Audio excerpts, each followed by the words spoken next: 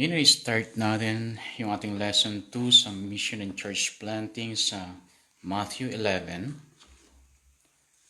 Matthew 11.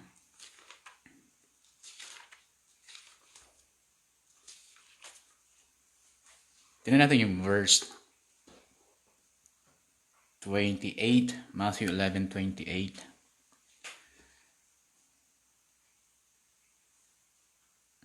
So, sabi niya, "Come to me, all you who labor and are heavy laden, and I will give you rest. Take my yoke upon you and learn from me." Learn from me. Ito ang problema sa mga na evangelize natin, sila ay lumalapit sa Diyos. Dahil nga sabi ng ating Panginoon, "Come unto me," sa mga nabibigitan, sa mga nahihirapan. Mas mahirapan lang kayo kung hindi kayo lalapit sa akin. Yun ang ibig sabihin ng ating Panginoon. So, ang problema pero, pag siya nagdesisyon na lumapit sa Lord, nagtatapos siya doon sa kanyang paglapit sa Lord. Hindi siya humahakbang sa susunod na hakbang. Kasi ang susunod na hakbang, pagkatapos mong lumapit sa Diyos, sabi niya, "Learn from me." Yung learn ay pagka ikaw ay, pag gusto mong matuto, then you are a learner. Student, kumbaga. So talagang ang dapat gawin ng isang taong tumanggap sa Lord ay magiging estudyante siya. Magiging learner siya. Kasi doon sa pagiging learner niya, sa pagiging estudyante niya, doon niya matututunan how to follow or imitate Christ. Kaya hindi ganun karami ang nagiging imitators. Kaya ko sinabi ganun, hindi ganun karami kasi i-compare mo sa dami ng mga tumatanggap. As in, ang daming tumatanggap. Pero, yung mga nagiging learners ay hindi siya gaano karami kumpara doon sa kung gaano karami yung tumanggap. So, kaninang fault ito? Palagay ko, hindi fault ito ng mga, or hindi fault lahat ng mga tumanggap sa Lord. Siguro talagang walang sistema, walang proseso na sinusundan kung papaano i-guide ang isang napatanggap sa Lord na maging learner siya. Pero, praise God, dahil sa ngayon ay nabubuksan yung ating kaisipan na hindi lang pala dapat magpatanggap sa Lord kung tayo ay nag-evangelize, kundi dapat mayroong mag-guide sa mga na-evangelize so that they will become learners, students of Jesus through becoming a student of the Word, the Bible, so that they will become followers of Christ. Hindi kasi magiging follower of Christ ng isang convert, newly converted believer, kung hindi siya magiging learner. Ang mga nagiging imitators and followers of Christ, yung mga nagiging learners talaga.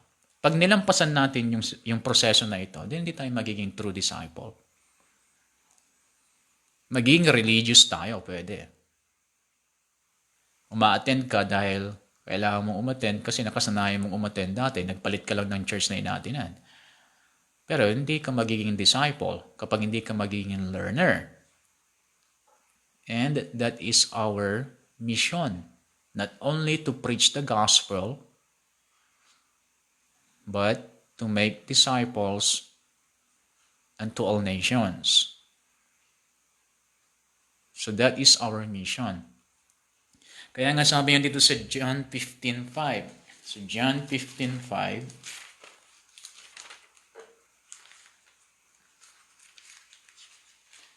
John 15:8. John 15:8, ang sabi niya dito, "By this my Father is glorified, that you bear much fruit." Bearing much fruit, so you will be my disciples. Kasi sa pamamagitan ng pag-guide sa mga newly converted believers, pamamagitan ng pag-guide sa kanila na maging learner, then doon tayo makakapag-produce ng genuine disciples. Ang newly converted believer, ang next na step niya yan ay dapat maging learner.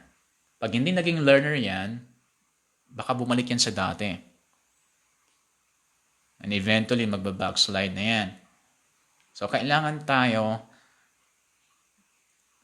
ang problema kung hindi nangyari sa isang newly converted believer, hindi nangyari siya maging learner,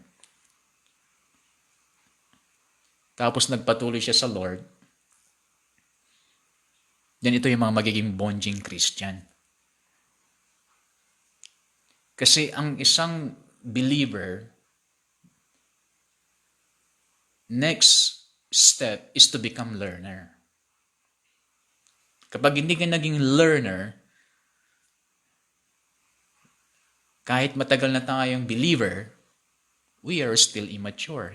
Kasi yung pagiging learner natin, yun ang magpapamatured sa atin. Okay, come unto me, sabi niya, come unto me, kayo mga nahirapan, kayo mga nabibigatan, sa akin kayo lumapit kasi nasa akin ang kapayapaan. Then after ninyo na lumapit sa akin, ang susunod ay learn from me. Learn of me, sabi niya. So magiging learner yung susunod. At kung tayo mismo, i-guide natin yung mga newly converted believers to become learners, then magiging fruitful disciples tayo. Then tingnan pa natin dito sa John chapter 8. John chapter 8. Dahil ang tinutukoy din ito ay pagiging learner. Tayo dapat maging learner, hindi dapat mag-i-stop yung pagiging estudyante natin. Walang graduation, ha? Pagdating sa pagiging estudyante ng salita ng Diyos, walang graduation. Hindi ito katulad ng Bible school or training center na may graduation. Hindi. Ang pagiging learner, student of the Word of God, walang graduation yan. Gagawin mo yan habang ikaw ay nandito sa mundo. John chapter 8, verse 31. Sabi niya, "Then Jesus said to those Jews who believe Him, 'If you abide in my word, you are my disciples indeed.'" O sa King James Version, "If you continue." Hanggang kailan?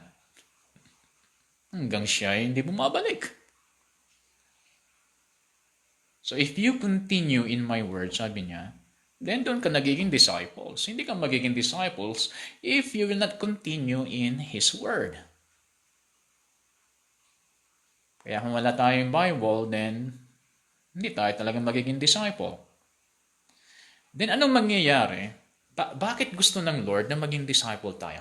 Bakit gusto ng Lord na maging learner tayo? Bakit gusto ng Lord na mag-continue tayo sa kanyang salita? Kasi ang gusto niya, yan sa verse 32, yan ang kanyang gustong mangyari sa atin. Verse 32, sabi niya, "And you shall know the truth." Kasi gusto ng Lord, malaman natin ang katotohanan. Ayaw niya na mapariwara tayo. Ayaw niya na maling doktrina yung ating matanggap. Gusto niya makuha natin yung truth of the Word of God. Anong purpose nito? Bakit gusto niya makuha natin yung truth? Susunod, sabi niya, "And the truth shall make you free." Gusto kasi ng Lord magkaroon tayo ng liberty, magkaroon tayo ng freedom. In every area of our life, in every aspect of our life, gusto niya magkaroon tayo ng freedom. Ayaw niya namin nagko-control sa atin. Ayaw niya na some area or aspect of our life ay under the control of darkness. Ayaw niyang ganun. Gusto niya talaga magkaroon tayo ng freedom. At hindi magkakaroon ng freedom kung wala ang truth. At syempre, hindi natin malalaman ng truth kapag hindi tayo naging estudyante ng kanyang salita or learner. So kasama yan sa mission natin. Hindi lamang para mag-evangelize. Hindi lamang para pumunta sa bundok-bundok o kung saan saang lugar para mag-share ng gospel, patanggapin sila tapos na. Hindi ganon. Hindi ganon ang mission natin. Yan ang umpisa, pero hindi doon ang katapusan. At least kahit pa paano, naka-start tayo pag tayo nag-evangelize. Pero nag-start ka na so bakit hindi mo tapusin yung mission? The mission is Mark 16:15, preach the gospel everywhere. And then, doon sa Matthew 28, make disciples. Yan ang ating mission. Okay, dito sa Matthew 28, nabanggit ko na, sa Matthew 28, tingnan natin yung verse 20. Matthew 28:20.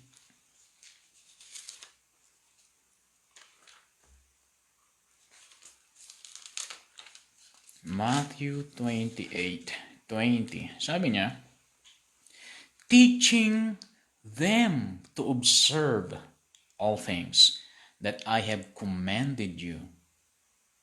O, pag ginawa natin to, teaching them to observe all things that Jesus has commanded us or what Jesus has taught us, is He taught His disciples.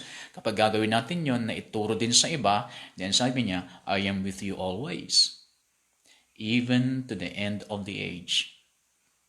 Kahit saan, kahit kailan, pagka ginawa mong i-impart sa ibang believers yung na-impart na sa atin ng Lord, then maasahan mo yan, kasama mo ang Diyos, nagagawa yan. Siyempre, pag sinabi niya hindi kanya iiwanan, hindi kanya pababayaan. At pag sinabi hindi kanya pababayaan, lahat ng kakailanganin mo habang ginagawa mo yung pinapagawa niya, yun isusupply niya. Kaya nga malaking katanungan sa isang believer pag wala ng supply. Kasi pag wala ng supply, baka hindi na niya ginagawa. Yung dapat niyang ginagawa, dapat talaga. Okay? So, bakit kailangan tayong magturo? Na gaya na sinabi niya, teaching them. Teaching them. Bakit kailangan nating turuan yung mga new converts? Bakit hindi na lang natin sila hayaan? Bakit hindi na lang natin sila i-endorso sa mga simbahan? Kung saan malapit sa kanila. Pwede naman kung talagang hindi mo kaya, pero sa atin ngayon, maliit na lang yung excuse mo, lalo na kung sa lugar nila ay mayroon namang signal. At meron naman silang gadget na magagamit. Talagang dapat i-follow up mo sila. Turuan talaga sila. Hindi lang para i-follow up, kundi turuan talaga sila. Ang ministry yan. Yan ang ministry ng bawat believer yan. Kasi ito ay iniutos ng Lord, hindi lang sa mga disciples, kundi lahat ng mga tatanggap kay Kristo. So every believer should be anointed to teach. Hindi ko sinasabing maging teacher tayo as a ministry gift. Iba yon. Pero every believer ay dapat magkaroon sila ng anointing na magturo. Sinong tuturuan? Una sa lahat, yung mga newly converted. Alam niyo, kapag gagawin niyo yun, magkakaroon kayo ng hunger to teach your convert. Kapag nakita ng Lord yan na talagang very eager ka na turuan yung mga new believer, ang Lord maglalapit siya sa iyo ng mga hindi naalaga ang new converts. Kasi alam niya ikaw nag-aalaga. Kasi ang pagtuturo, bahagi ng pag-aalaga sa mga new converts. At kung ikaw ay seryoso ka talaga, yung turuan yung isang believer para lumago sa Panginoon, gagawin ng Lord na maging fruitful ka. Maging yung mga pinatanggap ng iba na hindi nila naalagaan, ilalapit ng Lord sa iyo. Maraming beses ko nang naranasan yan. May mga pinatanggap na ng mga missionaries na nagpunta sa lugar nila pero hindi sila naalagaan. Nilid sila ng Lord sa akin to feed them, to teach them the Word of God. Kasi pag talagang very eager ka talaga na magturo ng mga new converted believers, gustong-gusto ng Lord yon. Kasi nakyukyutan si Lord sa kanila eh. Tulad sa atin, di ba, pag baby, ang cute, di ba? Gustong-gusto nating, gustong-gusto natin silang alagaan. And then pagka lumalaki na, then tuturuan, then sasanayin. Ang cute sila pag bata, no? Pero pagka medyo tumanda na, pag wala na yung pagka-cute, nakakairita, nakakainis na. No? So gustong-gusto ng Lord magpaalaga talaga ng mga babies, spiritual babies. Kaya sa totoo lang, ang mga church na hindi lumalago, ang dahilan dyan, hindi sila marunong mag-alaga. Yan ang pinaka, when it comes to ministry, pinakaunang dahilan kung bakit ang church ay hindi lumalago. Kasi hindi naman talaga sila marunong mag-alaga. So bakit ilalagay ng Lord doon yung mga babies kung hindi naman sila maalagaan? Hindi mamamatay rin sila kung hindi maalagaan. O kaya ang church, kung talagang tinawag kayong pastor, pag kayo gumraduate, tinawag kayo ng Lord na maging pastor ng isang church, then yan ang unahin mo talagang kabisaduhin, paano mag-alaga. Yung mag-alaga kasama ang pagtuturo at pagsasanay, hindi yung baby mo siya. Magiging bonding naman sila pag puro alaga lang, walang turo, walang sanay, walang training.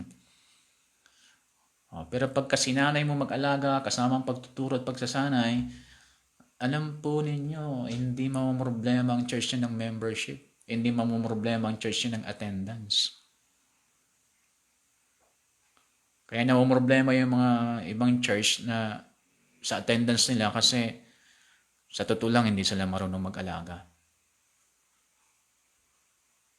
Pabaya sila pagdating sa mga spiritual babies. Pabaya sila pagdating sa mga newly converted. Ang gusto nila, pag pinatanggap, magdesisyon na yung bagong pinatanggap na magpatuloy, mag-aral, mag-isa. Hindi mangyayaring ganon. Baby yun, wala pang alam gawin yun. Sarili niya, hindi niya mapapakain yun. Hindi niya maalagaan ang kanyang sarili. Kailangan ng mag-aalaga, magpapakain, magtuturo, magsasanay sa kanya. At tayo yung tinawag. Yan ang mission natin.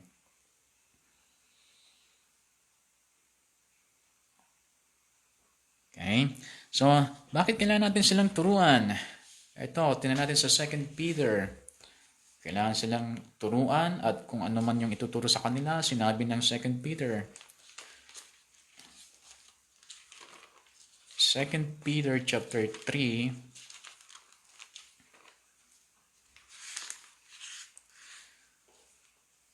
verse 18.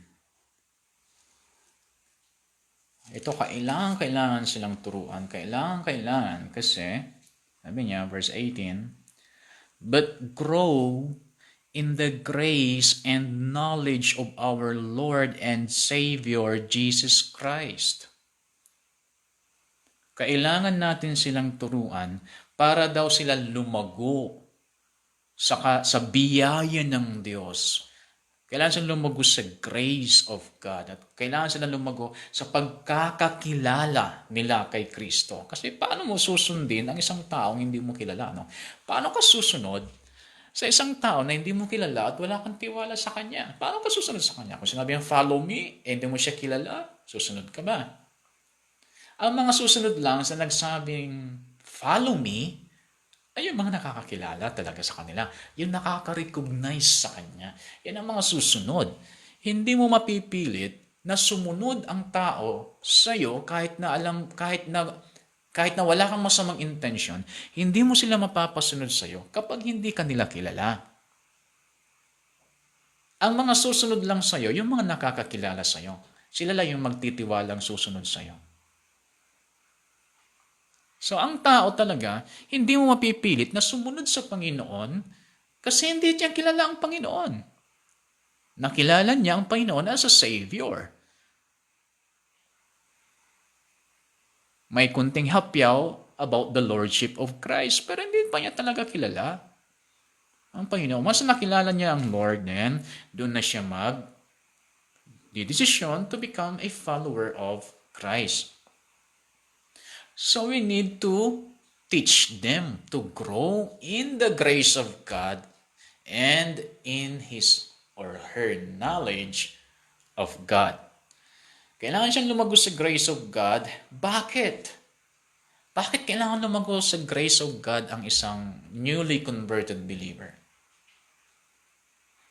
O isang rason, ganito, para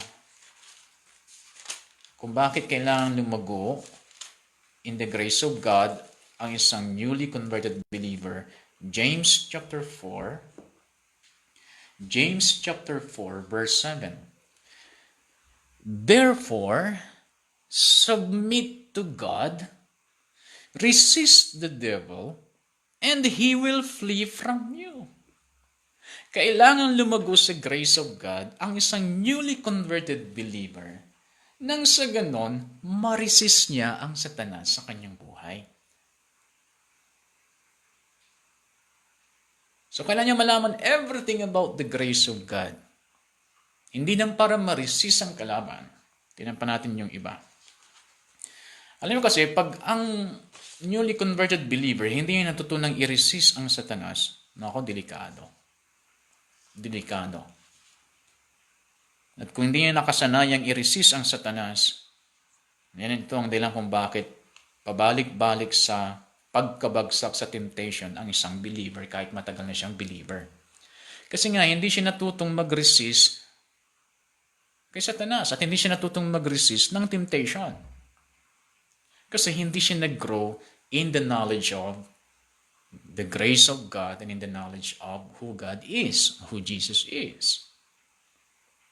Hindi talaga makakapag-resist yan kay Satanas. Okay? Bakit kailangan mag-grow in the grace of God? O, ito pa sa Ephesians chapter 4. Ephesians 4. Tignan natin yung verse 12. Ephesians 4:12. For the equipping of the saints for the work of ministry. Nang sa ganun, makapag-serve siya. Nang sa ganun, makapag-minister siya. Kailangan siyang mag-grow para makapag-minister.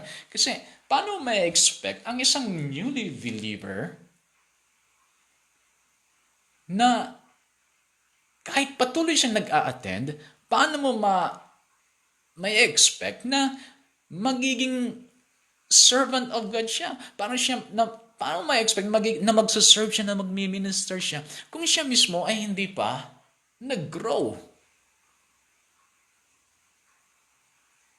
Ang mangyayari niyan, pipilitin natin silang mag-serve, bibigyan ng service, ng ministry sa church nang hindi lumago. Ang problema, na-contaminate ng ministry. At ako, nadala na ako dun. Talagang ayaw ko na. Pag bumalik yung normal na anytime pwede na tayong pumunta sa church anytime, na wala ng mga precaution, wala ng mga protocol na yan. Ayaw ko na maglagay sa ministry nang hindi talaga nag-grow kasi makukontaminate ang ministry. Ilagay mo sa ministry, bigyan mo ng specific task ang isang believer sa church. Ikukontaminate niya ang ministry.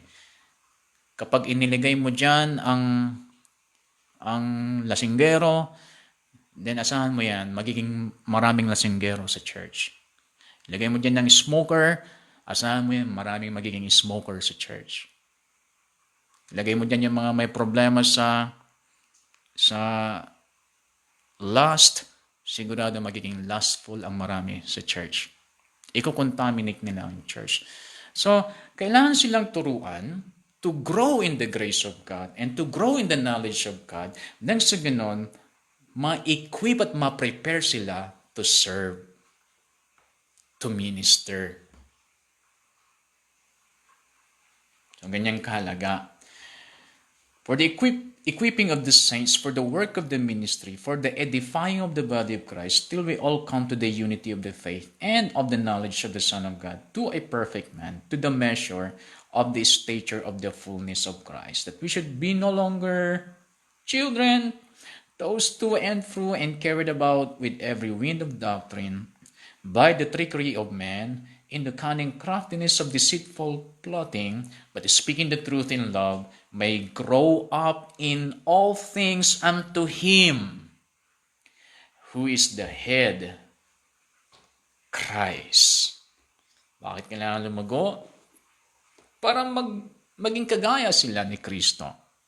So, ang ganitong mission, magpapatuloy yan even though the church ay hindi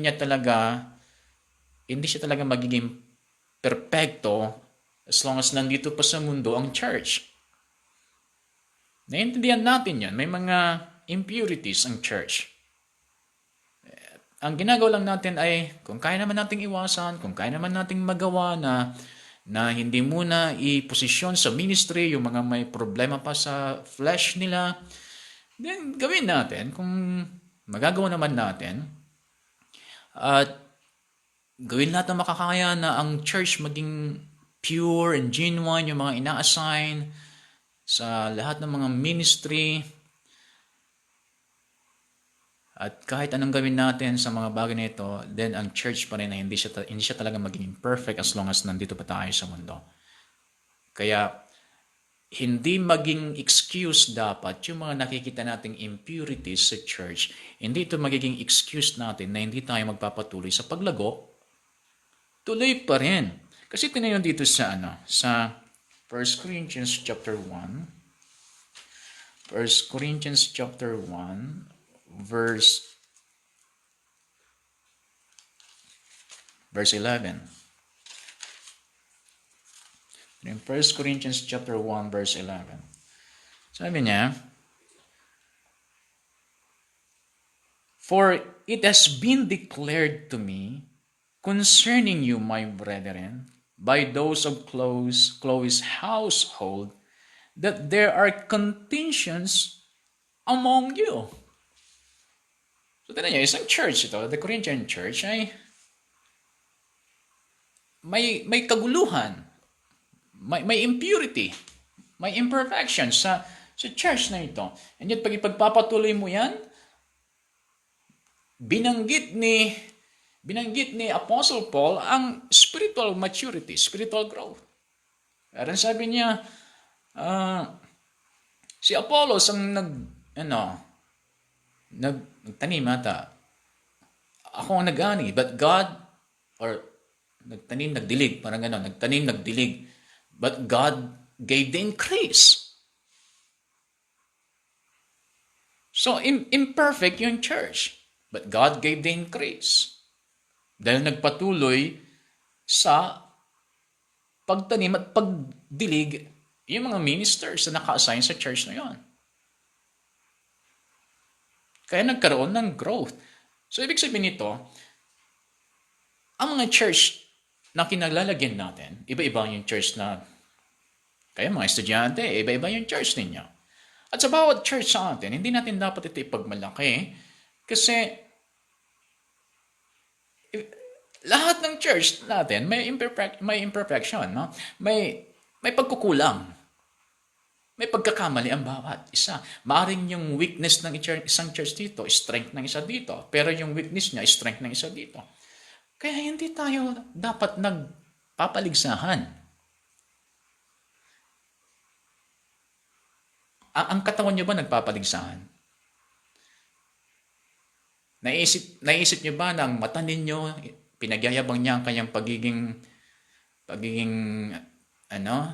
yung magandang mata sa inyong hindi magandang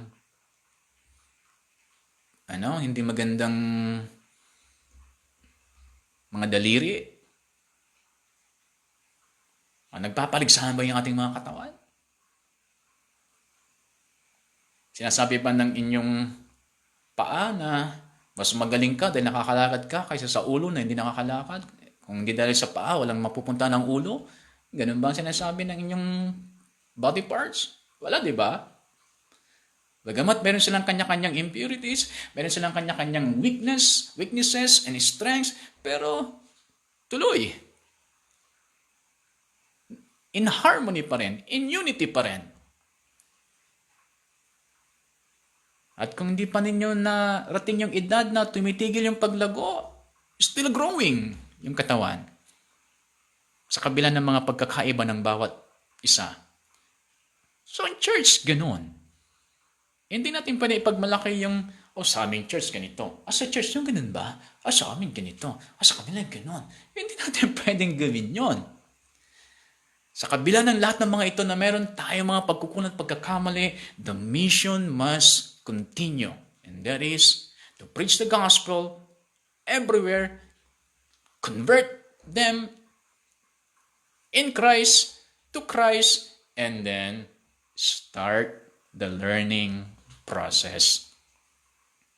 Kahit anong pagkukulang ng church na kinalalagyan natin, yung sistema at proseso hindi dapat hihinto.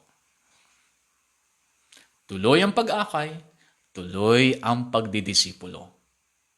Kahit anong nakikita natin pagkukulang ng church.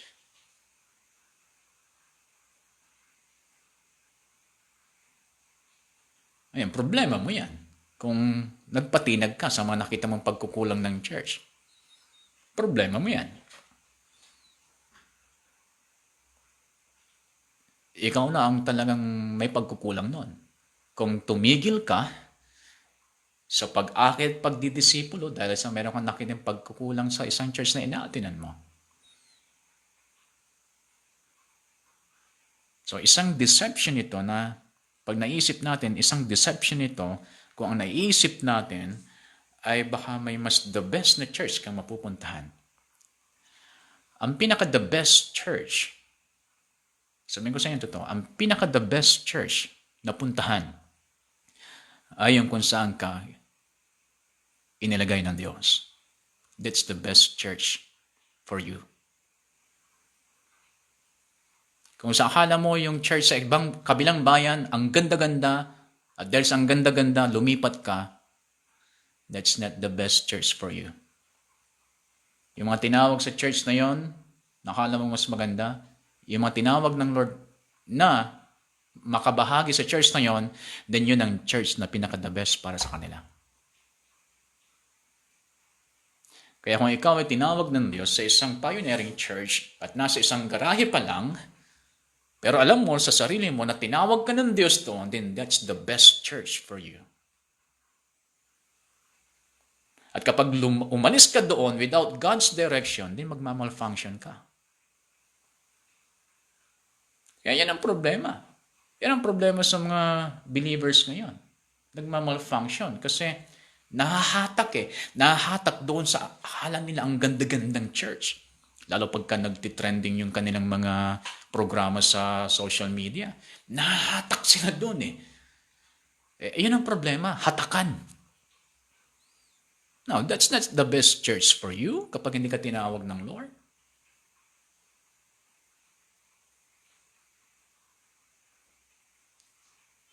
Kahit magkaroon ka pa ng chance na makapunta sa Lakewood Church, magkaroon ka ng chance na maka-attend doon at nakita mo talaga gaano kaganda. Pero alam mo na tinawag ka ng Lord na mag-stay sa church na nasa bahay nyo. Lakewood Church is not the best church for you. The best church for you is the church that's in your house kung alam mo doon ka tinawag ng Lord.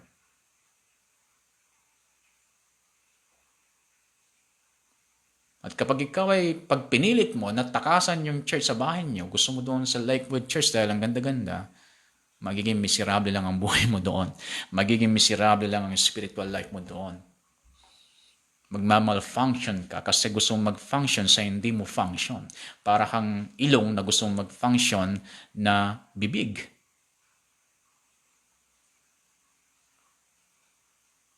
So, dapat ma-realize natin yan. Okay, so bakit kailangan natin na lumago sa grace of God? isang napakalagang reason ito. Para hindi yung sabihin masyado tayong harsh doon sa mga mistakes ng individual. Kailangan lumago sa grace of God ang isang newly converted believer kasi alam natin at alam ng Lord, una sa lahat, alam ng Lord na babagsak ng marami pang beses ang mga newly converted. At kung hindi nila alam yung grace of God, sa unang pagkakamali nila, they will feel condemned and accused by the devil. 1 John 1:8, sabi niya dito, 1 John 1:8, if we say that we have no sin, we deceive ourselves and the truth is not in us. If we confess our sins, He is faithful and just to forgive us our sins and to cleanse us from all unrighteousness. Ngayon, be honest to yourself, no? Yung magkamali ka ng minsan ay hindi pa siya malaking problema. Yung magkamali ka ng minsan sa isang klaseng kasalanan, hindi pa siya ganong problema. At very effective yung 1 John 1:9. If you confess your sins, He is faithful and just to forgive you. Pero once na naging lifestyle na, naging habit na kumbaga, yun ang malaking problema. At if you will continue to grow in the grace of God, yan lang talaga ang makakatulong sa iyo to overcome that habit. You need to grow. So, ibig sabihin, kahit matagal ka ng Kristiyano, kung ang kasalanan na ito ay naging habit mo na, then you are still immature. And you need to accept that. You need to accept the truth that you are still immature kapag ikaw ay nandun pa rin sa old habits mo. You're still immature. Hindi ka nag-grow. Hindi ka nag-grow sa grace of God. Hindi ka nag-grow sa iyong pagkakakilala sa Diyos. Yun talaga yun. Yun talaga ang totoo. So, how many years ka ng believer, how many years ka ng Christian, and yet yung habit mo ganun pa rin, hindi ka lumago. Hindi ka naging learner.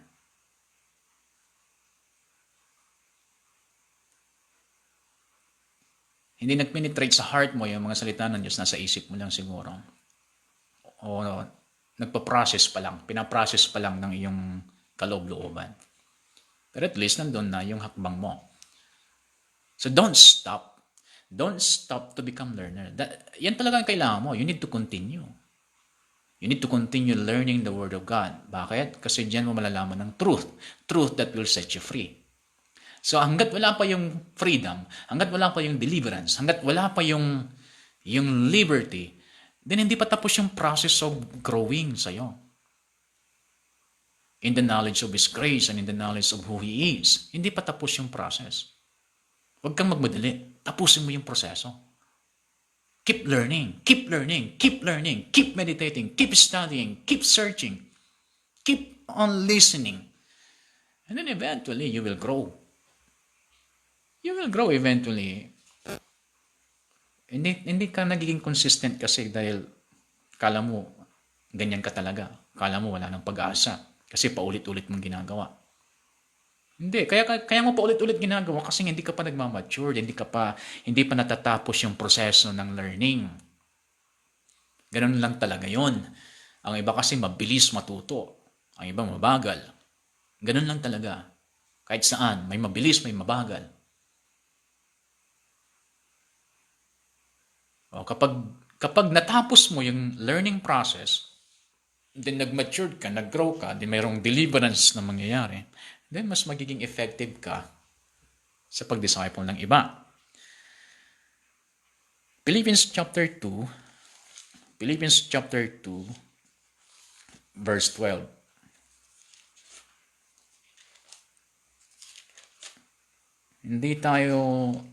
Hindi natin pinagtatrabahuan ang salvation, Hindi tayo nagtatrabaho spiritually to be saved. Hindi. Pero once na ikaw ay na-save na, ito ang dapat natin gawin.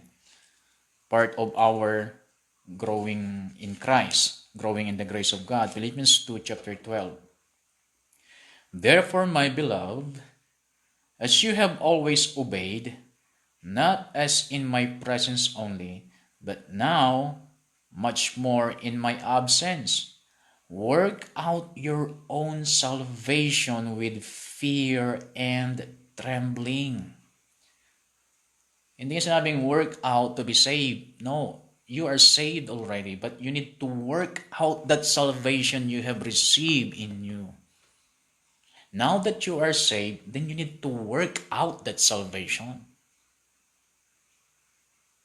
Paano yun? By learning and continuing in the Word of God and doing what you have learned. Applying everything that you have learned. Anything na hindi mo pa ma-apply, kulang pa yung pag-aaral mo sa topic na yon. Maa-apply mo lang yung na proseso ng iyong sarili. Joshua 1:8, di ba? O, yung mga na-proseso mo na, then you will be able to do them. And for then, you will have good success.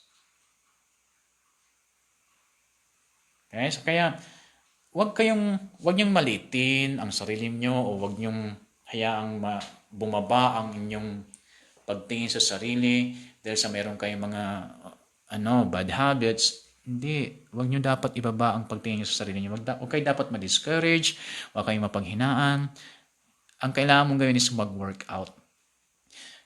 Physically, kung ang pag-usapan is physically, at lahat ng mga kasama mo ay matitipuno ang katawan nila, ikaw lang yung payat, hindi mo dapat tignan ng sarili mong mababa kaysa sa kanila, mahina kaysa sa kanila.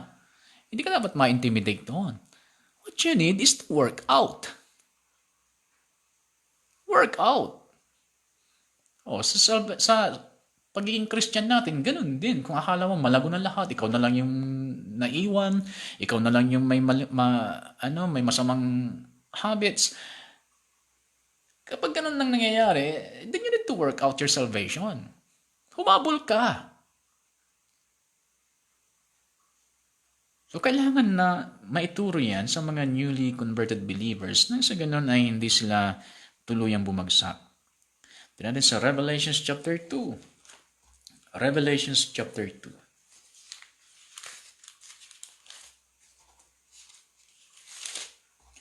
Sabi sa Revelation chapter 2, tignan natin yung verse 7. Revelation 2:7.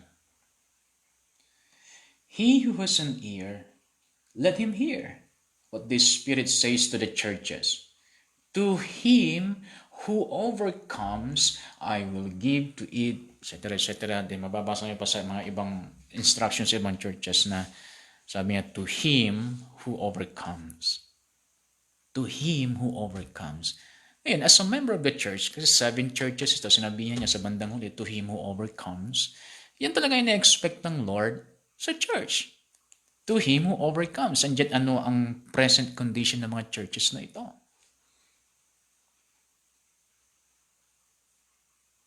Basahin niyo yung mga present condition nila, which is parehas na parehas sa condition ng mga churches ngayon. And yet, sabi ng Lord, to him who overcomes. So, ibig sabihin, wala pa talaga sila doon sa stage of overcoming. They are still in the process of learning. Learning how to overcome. So, maaaring iba sa inyo, nandoon sa ganung level.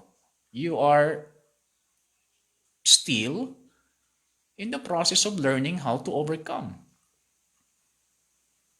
So, hindi ka dapat madiscourage. You need to continue until you learn how to overcome. Dahil may mga promise ang Lord dito as a reward para sa mga mag-overcome. Hindi na-expect ng Lord na ang isang bagong believer, although by nature he is an overcomer, she is an overcomer by nature, pero hindi na-expect ng Lord yan na kaagad-agad ma-overcome niya lahat. Kasi mayroong learning process. And that is our mission. Idaan yung ating mga convert sa proseso until they will learn.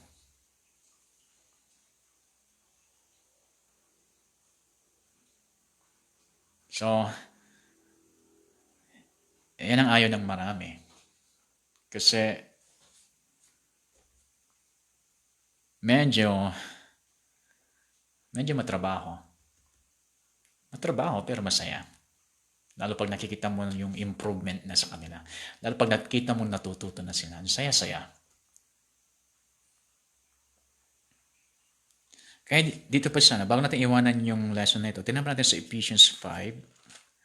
Sa Ephesians 5:26. Ephesians 5:26, sabi niya, that he might sanctify and cleanse her with the washing of water by the word, that he might present her to himself a glorious church, not having a spot or wrinkle or any such thing, but that she should be holy and without blemish. That is future, for future. Sabi niya, that he might. Gagawin pa lang. And I believe ginagawa niya. I believe ito ang ginagawa ng Lord ngayon. At kung ibabasing natin dito, this is the reason why, for me, I believe, hindi pa magra-rapture. Hindi tayo pupunta sa doctrinal issue. Kasi may nakatakda na. Nakatakda na talaga yung date. Pero I believe, hindi pa sa ngayon yon. Kung mali man ako, then forgive me, Lord. Pero bakit ko sinasabing hindi pa ngayon yung nakatakda? Bakit? Kasi, tinan nyo naman kung anong mga dapat alisin pa sa mga churches ngayon.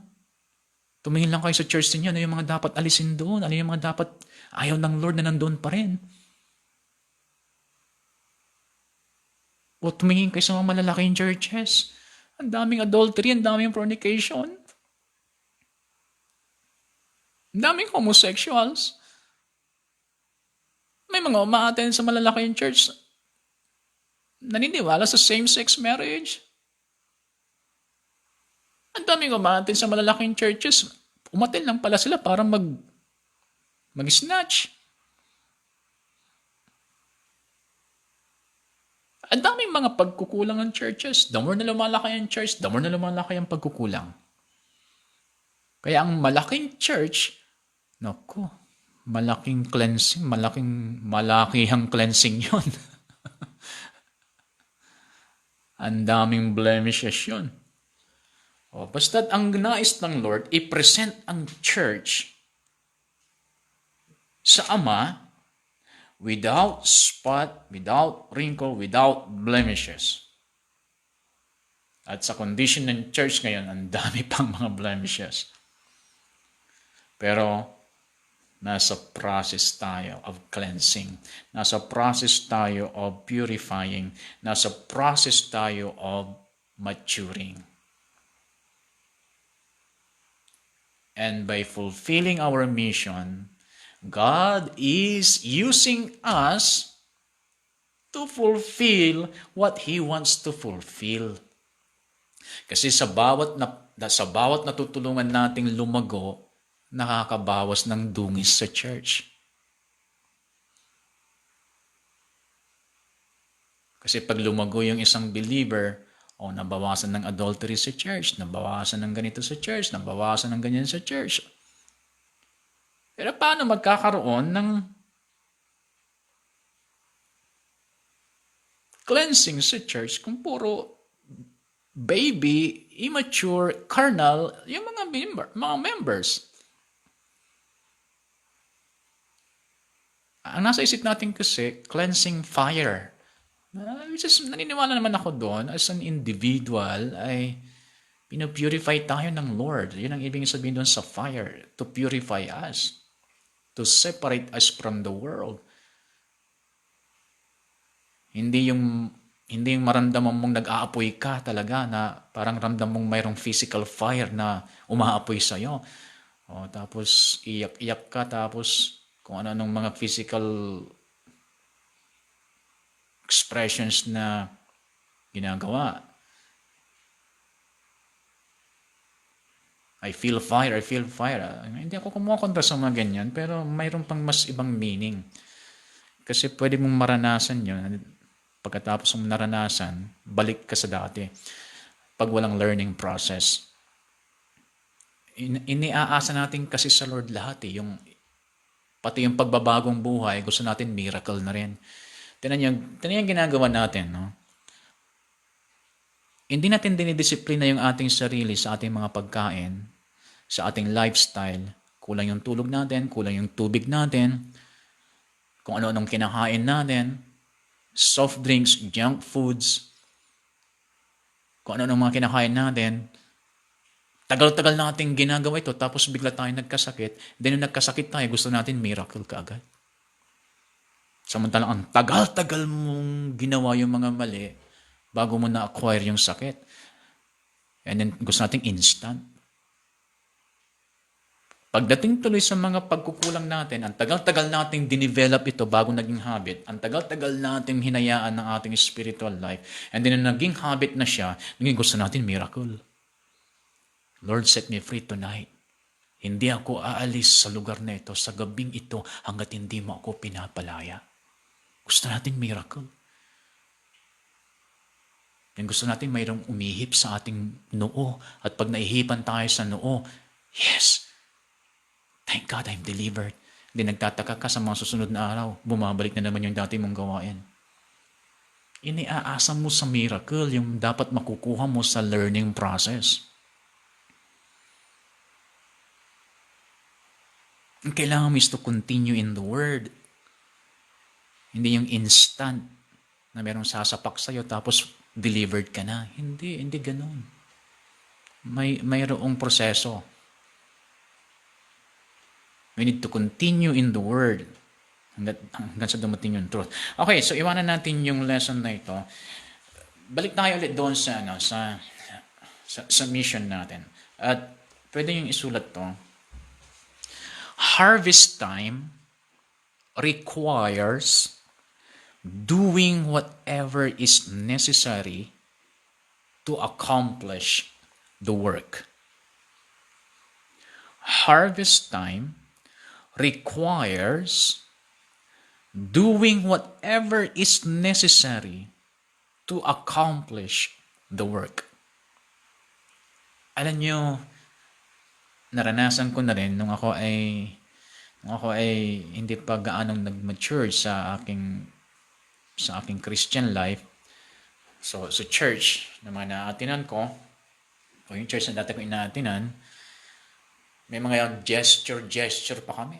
So harap kami sa east, and then tatawagin namin, souls from the east, we are calling you to come to our church. And then sabihin ng leader namin, marap kayo sa west. Souls from the west, we are calling you to come to our church. And then sa north, and then south, and then sa north. Ganun kami lagi. Sa prayer meeting, sa midweek service, Sunday school, after the preaching, sa small group, ginagawa namin lagi, souls from the east, west, south, north. Wala naman siguro ng problema doon sa prayer. Pero ito ang problema. Hindi kami tinitraining how to evangelize.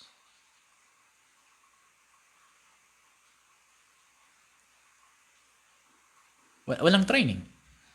And then walang program. Walang program na kung anong gagawin namin para makaakay ng kaluluwa. Para makakonvert ng mga unbelievers. Ang nasa isip namin, pag ginawa namin yung prayer na souls from the east, west, north, and south, Ang nasa isip namin, every Sunday may mga magpapakitang unbelievers. Tapos pagpasok sa church, yung style pa ng service namin, nakadesign siya sa mga marunong makipag-flow sa Holy Spirit. Hindi siya nakadesign sa mga sa mga newcomers. Talagang pagpasok nila sa church, hindi sila makaka-relate dahil yung service nakadesign siya for yung mga marunong makipag-flow sa Holy Spirit na. Hindi nila maintindihan. Kaya kung meron mang unbelievers na dumating, wala rin. Hindi rin sila tatanggap kasi ano itong nadatnan namin?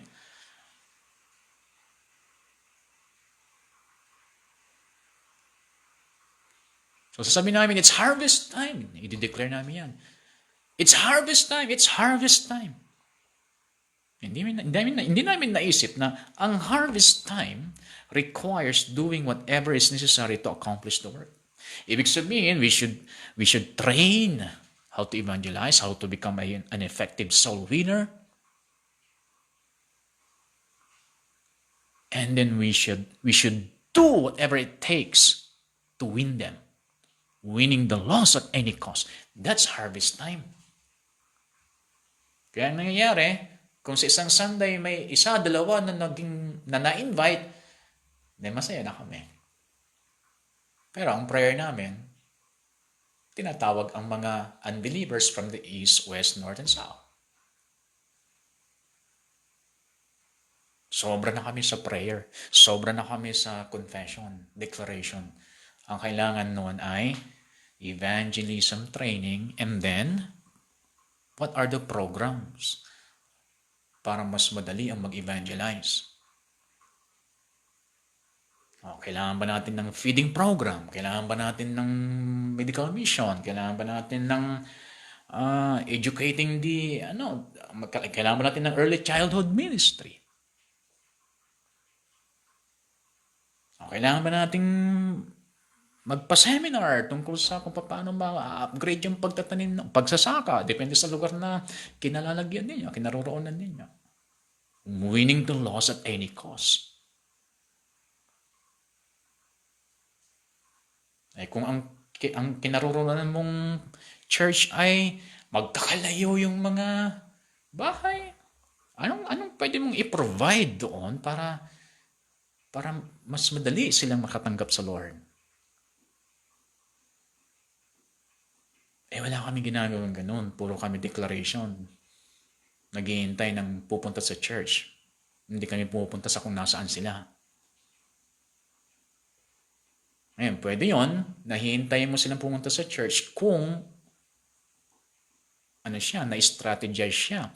Kung siya ay well-planned. For example, sa Sunday, ang gagawin nating service sa Sunday ay yung service na nakadesign to attract the unbelievers. Ang gagawin nating lesson sa Sunday school is maikli lang dahil di makatagal yung mga baguhan sa matagal na pagtuturo. So, ang gagawin natin, maikli pagtuturo lang, pero it's all about salvation. May mga magti-testimony. Ang testimony ay hindi yung isang oras niyang ikikwento kung paano niya nahanap yung kanyang nawalang manok. Hindi. Ang kanyang iti-testify paano niya na-meet si Jesus Christ. Paano siya na-save. At ang magti-testimony, dalawa lang. Kasi hindi pwede yung 10 silang magti-testimony. Tapos isang oras. Dalawa lang. At ang iti-testify nila is about their salvation. Ang pipiliin nating kanta, hindi yung ang message niya ay para bang alien ka dahil hindi mo maintindihan yung lyrics. At yung mga target natin, ano ba yung mga target natin? Baka yung mga target natin ay mga matatanda. Dahil maraming senior citizens sa lugar na yun. Kung ganun ang target ninyo, mga senior citizen, huwag kayong magpakanta ng jump around. Baka magpapakanta kayo ng jump around doon. Hindi sila makakasabay doon.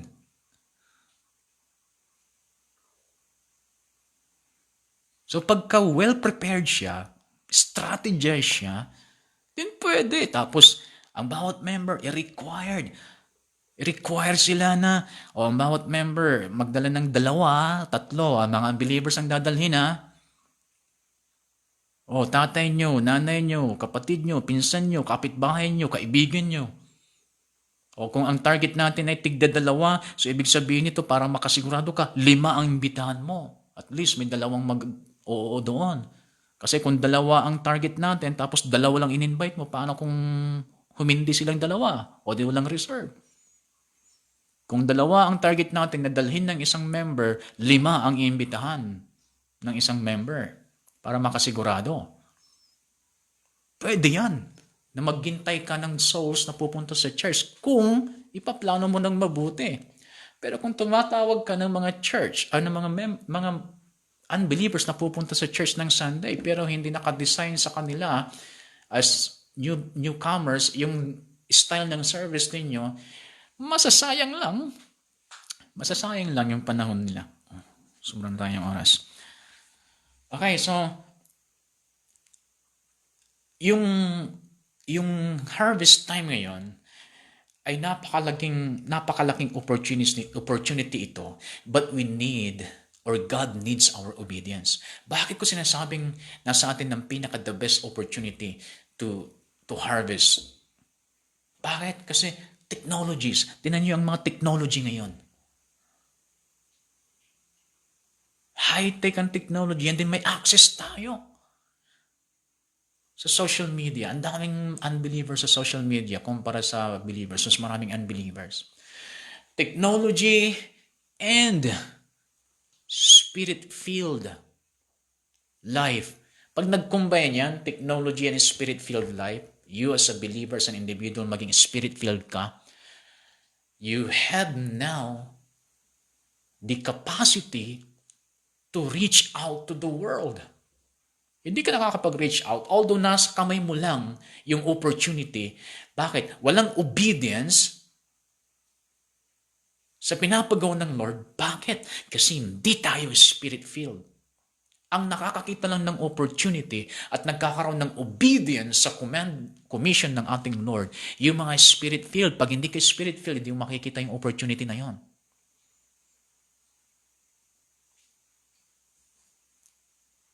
So, kailangan mapuspos tayo ng banal na espiritu. Nang sa ganon, makita natin.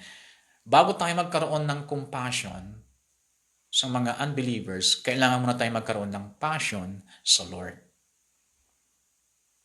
At pag nagkaroon tayo ng passion sa Lord, then doon na, magiging spirit-filled ka na. And then kahit hindi mo sabihin, Lord, bigyan mo ako ng compassion sa mga unbelievers. Kahit hindi mo nahingin yun, automatic yun pag nagkaroon ka ng passion sa Lord. Ang mga may passion sa Lord, may compassion sa tao. Pag sinasabi mong may compassion ka sa tao, pero wala kang passion sa Lord, sa totoo lang, ano lang yun? Naaawa ka lang. Pero wala ka talagang gagawin. Or natural lang na nararamdaman ng isang tao pag may nakikita siyang kaawa-awang tao. Kaya sa ngayon, dito muna tayo magtatapos. Sa susunod, ang gagawin natin, ititest natin yung ating mga churches, pati sarili na rin natin. Titingnan natin gaano ka-active sa mission yung church natin. Kasi ito, ilang beses ko nang ginawa to. Kahit noon, talagang bagsak yung church namin. Gaano ka-mission-minded ang church natin? Gaano siya ka-intense pagdating sa mission? So every time ginagamit ko yung sino bang may gawa nito, sandali yung author. Si Paul Brannan. Paul Brannan. Ang author na ito, meron siyang ginagamit. Siya ay sa Assemblies of God siya. Meron siyang 20 na ginagamit para malagyan niya ng grade kung gaano kataas yung grade ng church, ang isang church, pagdating sa mission. So, every time na nilalagyan ko ng rating yung church namin, Overcomer Ministries or Overcomer Church, ay bagsak talaga. Gusto ko pumasa. As an individual, sa akin, syempre, pasadong-pasado. Pero yung church, ay bagsak siya pagdating sa mission. Minsan tumaas, pero hindi naging consistent. Nung nag-launch kami noon na yung inorganize ko yung cell group noon, then dumami yung aming mga na-reach out. So sa time na yun, tumaas yung pagiging mission-minded namin, pero hindi siya nagtagal. Yeah, so gusto ko bumalik ulit. Gusto ko bumalik ulit. Pagka wala ng pandemic, gusto ko tumaas. Gusto kong bigyan ng pagkakataon ang mission department sa aming church na ma-organize. As in, mayroong mission department na walang ibang iniisip kundi mission with church planting. Yeah, so ngayon dyan muna tayo magtatapos. Your blessed once again.